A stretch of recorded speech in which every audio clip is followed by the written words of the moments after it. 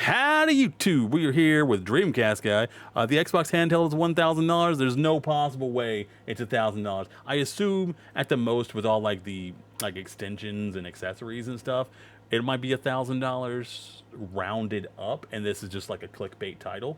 Hopefully, there's no possible way this thing is $1,000 when you can just buy a Steam Deck for a lot less.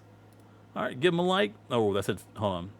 Ooh, that says 669, which is almost the devil's number, plus 69. We love it. Or we can even it out at 670, which is a nice round number. Whew, tough. All right, let's get into this because I'm excited to watch some other stuff we have also.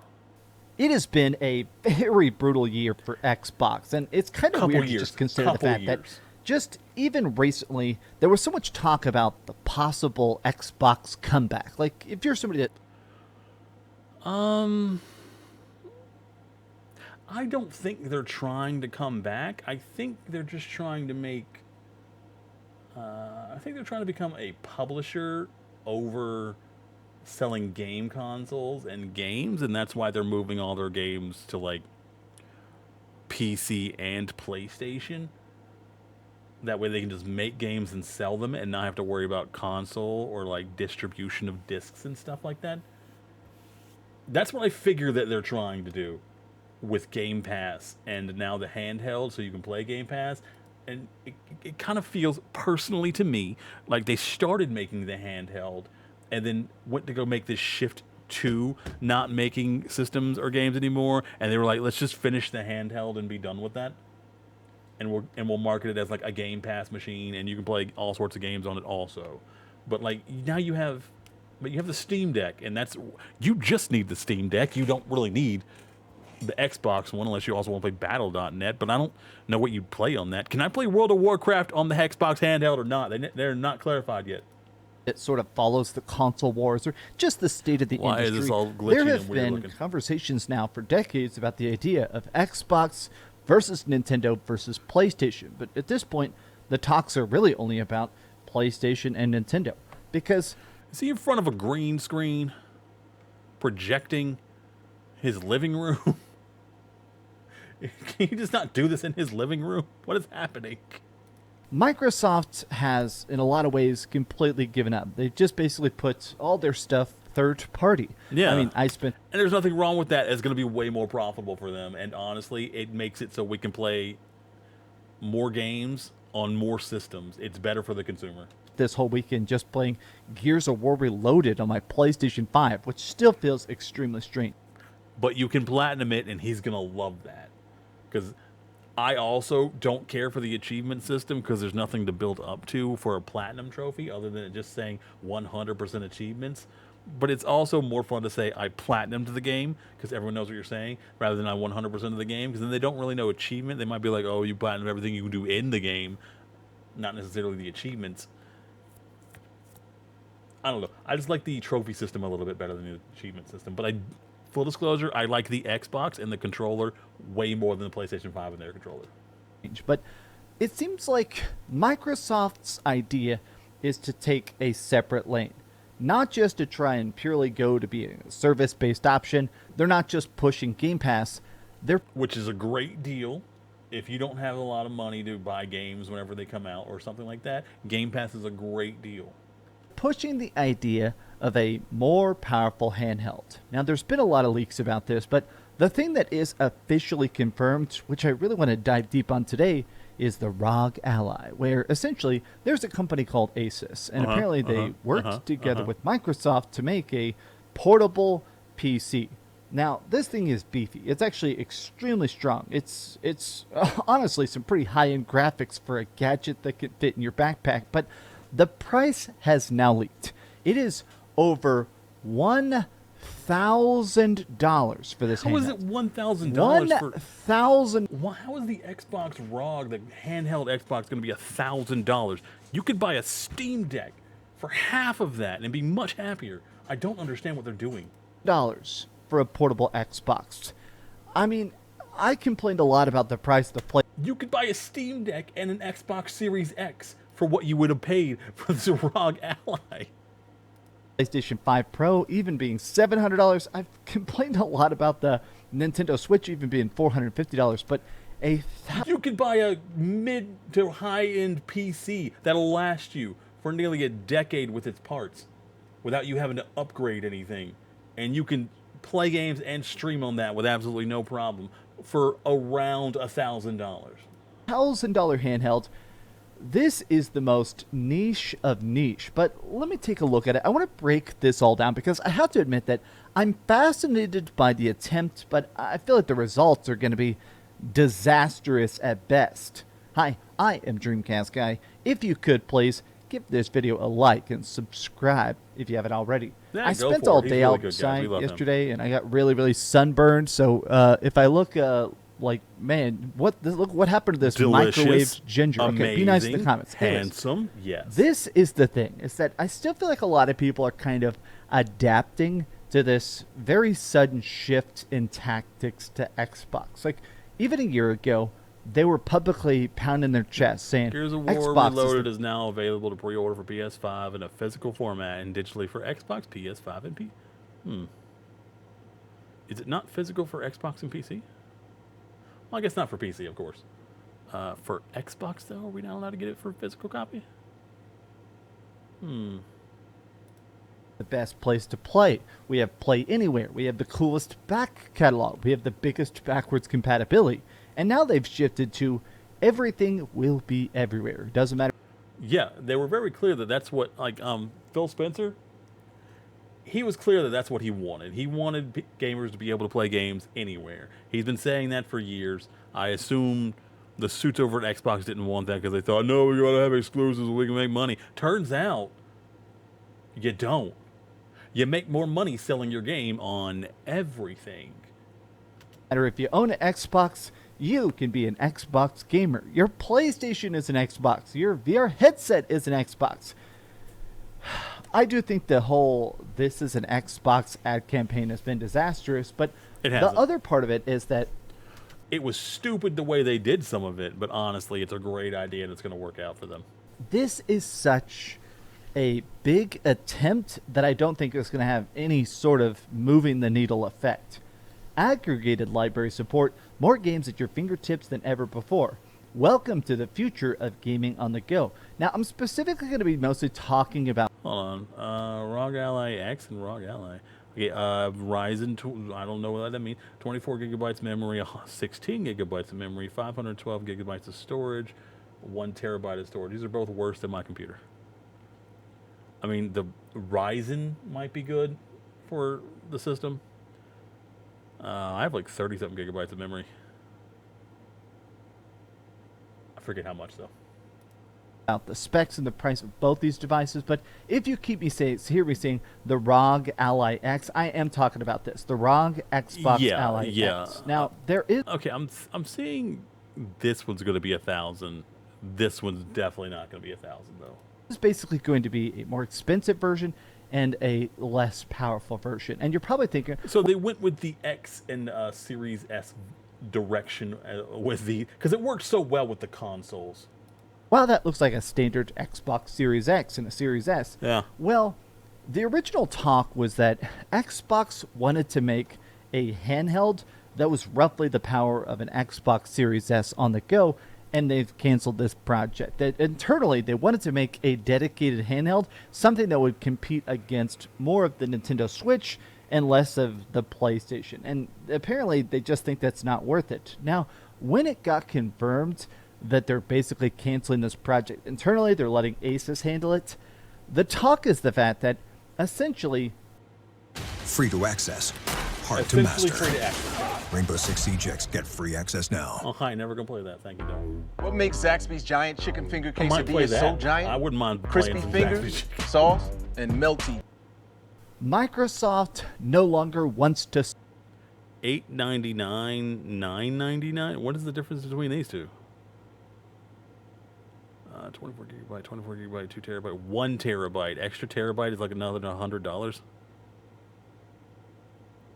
I can't read the rest of it, but it looks like it's the same processor, same color, and the only difference I see is the extra terabyte for $100.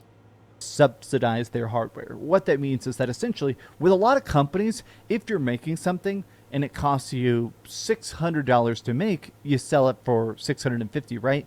Well, not with gaming companies. With gaming companies, they purposely eat the cost. Yeah, they sell all consoles at a loss because if they actually charge you what they spent on it, you would not pay it probably. It's really tough to say because considering how many people just bought the Switch 2, like a bunch of chumps. But essentially, they take the hit because they know that they're going to be able to milk you for a whole lot of games off of that system. And they're going to make a lot of money off of that. Because they're going to make most of their money. Which is why scalping doesn't work out. Because they scalp a bunch of systems, and then those are a bunch of systems no one's going to buy any games for. And for some reason, the companies don't think, hey, maybe we should fix it so the scalpers can't get a whole bunch of them. Because then we're not going to sell nearly as many games. They'd sell a lot more games and make that money back if they would come up with... Well, to be fair, they've come up with systems. They don't implement those systems because the gaming companies don't care. They rely on the stores themselves, like Walmart and Target and Best Buy, to do things where, like, hey, this is how you're going to get it. But unfortunately, most of those companies also don't care because they make money off of the systems. The people who make the systems don't, but the people who are selling you the systems directly, they make money off of those systems. So they don't care if scalpers buy up all of them. You see, there's a third party in here that is screwing everybody overall. Money on you buying the games, you buying Game Pass, you buying Fortnite V-Bucks. They get a cut of everything on the platform. So they're fine that if it costs them $600 to make the console, they're fine selling it at $550 or something. Anything to get you in board without basically losing all their money. Microsoft has said they are now going to stop all subsidization. That's why the Xbox continues to get more expensive now instead of cheaper and cheaper, and why it seems like their plan is to just straight up let other people make Xboxes, and in this case, letting somebody do an officially branded Xbox handheld that's even being advertised. Okay, so they're not making it, you're letting somebody else making it. Okay, that makes more sense, and the pricing is starting to make a lot more sense too. If the third party that they're going through is the one doing it. By Xbox. Now, the ROG Ally X, just the basic one that's already been out, and this new Xbox version is more powerful of it. We're going to take a look at that in a second. But a lot of people are talking about the fact that the ROG Ally just got more expensive anyways. Just a normal ROG Ally X, which again is weaker than this, is already a $900 thing. A $900 handheld, and this is more powerful than it. Okay. For the ROG Ally X to cost $800 or less, Microsoft or Asus would have to eat that cost. The ROG Ally X has similar specs to the $900 one right now. The ROG Ally X has a much better CPU, Z2 Extreme, so yeah, there's going to be a lot of shock and disappointment. I can't imagine anyone is going to waste that much money on the handheld, aside from just having it so they can say, hey, look how much I spent on this. I have money. This is the leaked price. This came out by Extras. These people have done a lot of different leaks. I've talked about their stuff over the years. They have a lot of connections, but here it is. ROG Ally White, which is the slightly less powerful, think of it as the Series S versus the Series X version, is going to be That's about a big $700, whereas the ROG Ally X Black Edition is probably going to be a little bit over. How is that $400 more? Almost $400 more. Seriously, there's no way that can be the price difference. That's insane. Over $1,000. Now, if they're trying to actually make a profit, they're probably going to price. You can almost buy a Switch too with the difference. It at about $1,100. Prices have leaked. Release window is leaked. Pre-orders begin in August. Official launch in October. Now, I do think that we are in a very different market right now. I think it's Microsoft themselves that actually coined the idea of luxury gamers, which is this concept that there are some people with a lot of disposable income that want that premium gaming experience. They're the people that will buy the $200 Xbox controller or that. Yeah, but you're already getting the premium gaming experience if you have the PS5 or the Xbox Series X. The handheld would be worse. So it's not premium. And frankly, the Steam Deck is still better in every way. $200 PlayStation Edge controller. there are people that not just have that money, but don't mind spending it to get 1% of a better experience. I'm not one of those That's people. insane. Typically, I try and get I don't even have a pro controller for my Nintendo Switch 2, right? But those people definitely exist.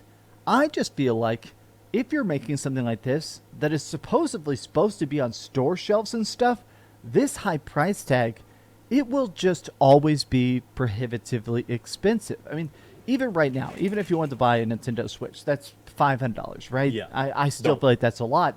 This being double the cost to me is a hurdle that people won't be able to get over. It is cool that it will be able It to is play so much. ridiculous. They have talked about the fact that this is going to have Game Pass. It is going to have on the pretty bright much side, every I, launch run. I can't see scalpers scalping this thing for how much they have to invest into it. You can play Steam games on it. You can play all sorts of stuff. Good old games, Battle.net will all be on it. I'm very tempted to get this just because I do want to review it as a person that's very obsessed with my Steam Deck. I have noticed some people excited about it. It definitely seems like everybody I've personally talked to that played even the current version of the ROG Ally X, apparently it is wild. I mean, it is a full-blown PC in your pocket. It is wild. I have seen people say you can also... Can you do PC things on it, or can you only play video games on it? That's a big difference from my PC. customize it to run tons of emulators and all sorts of stuff at 4K 200 FPS on a handheld.